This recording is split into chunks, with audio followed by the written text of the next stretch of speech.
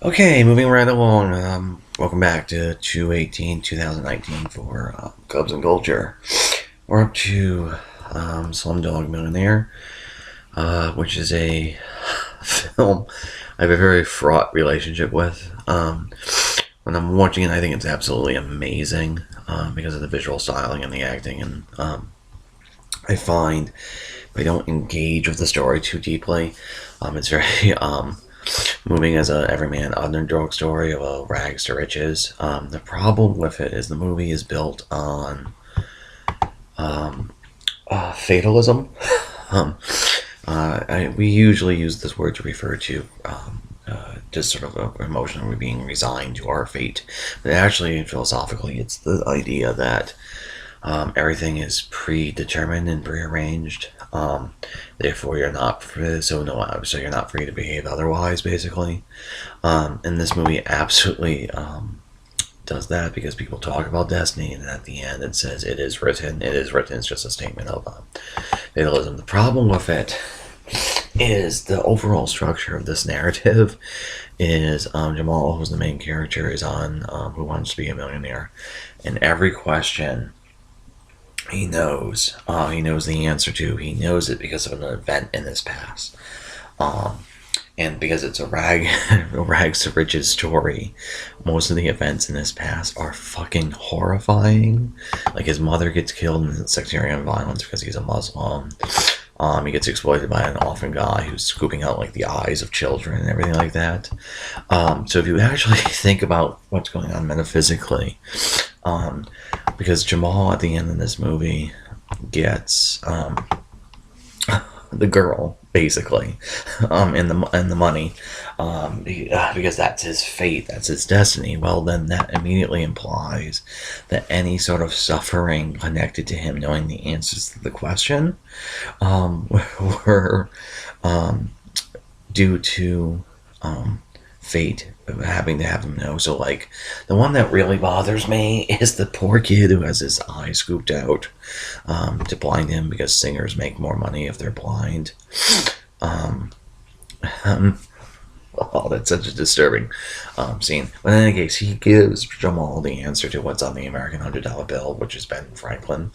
But that means he had to be, for Jamal to know Ben Franklin, that kid had to be blinded. Therefore, it's because ultimately Jamal's fate is a good thing. It's actually, the movie is implying that that blind kid being blinded is also a good thing because it helped Jamal win, and that's just sort of deeply, deeply disturbing. So there's that. And it's just, that problem metaphysically just kind of almost ruins the film. And then the first time I watched it, I thought that was very, very problematic, and I couldn't get past it. Even though while I was actually watching the film, let me bring up the trailer now, it's actually deeply engaging. Jamal, who's played by Bertel, as an absolutely engaging character. I really like the interplay between Jamal and his brother Salim, and then the actors who play all 6 actors who play both characters are really quite engaging. But the thing is, the movie is just visually very, very striking. It has a great sense of visual styling. It's very, very quick pace. It's effortlessly cinematic. Like, you have time jumps of 7 years, etc. And it just feels very, very alive and very, very beautiful. And then some of this is actually somewhat technically impressive because of it's the first film shot on digital that won cinematography, which is a huge, huge thing sort of in the industry. And then the way in which the story is told, it's actually told in flashback and then moving forward in the narrative. The editing scheme is very, very tricky, and the direction and the writing are crisp enough in terms of keeping it oriented. And you get the story and you get sort of the fatalism, and like, I think the issues are sort of The fatalism as a magic realist thing, I guess, sort of works. Because it's supposed to be really crowd pleasing. And at the end, you're like, totally, yeah, Jamal won. But it's just not all. Like, the more you think about this, um, the movie in terms of what's actually going on, the more horrifying it seems.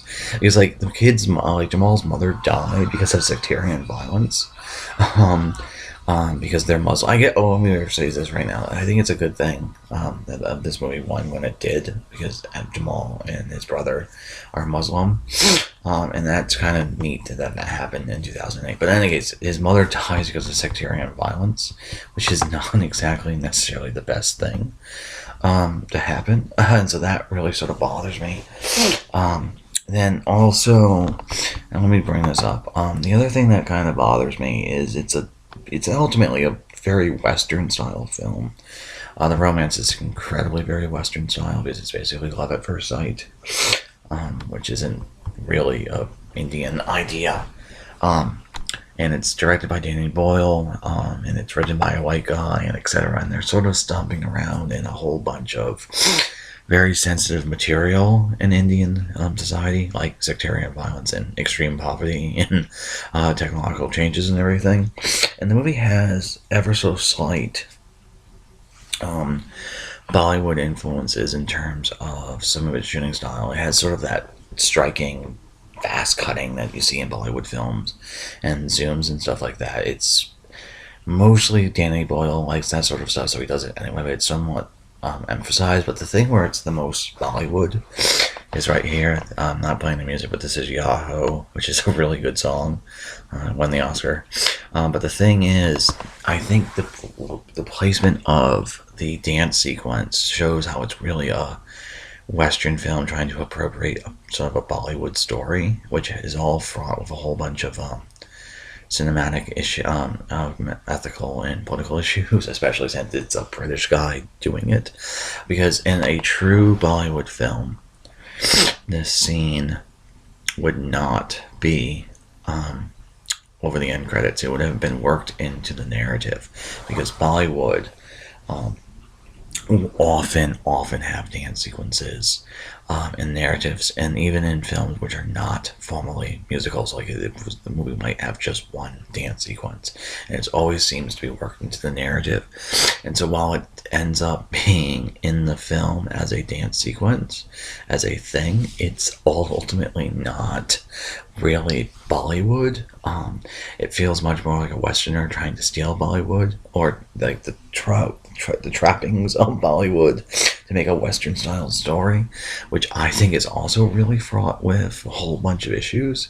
But even in regards to everything, the movie is so stylish and the acting is so entertaining. And you've Patel and Salim.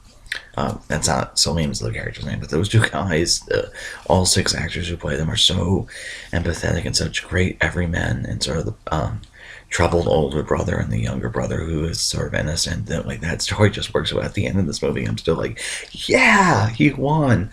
But so many people died for that to happen. It's not okay. I mean, maybe it's my problem is just with fatalism and not the movie's use of fatalism, but at the same time, it really feels like fate is such a dick in this movie to everyone who's not Jamal. Anyway, that's gonna be it for right now. I'll see you guys in a second. Yeah. Anyway, that will be it. Cubs and Culture out.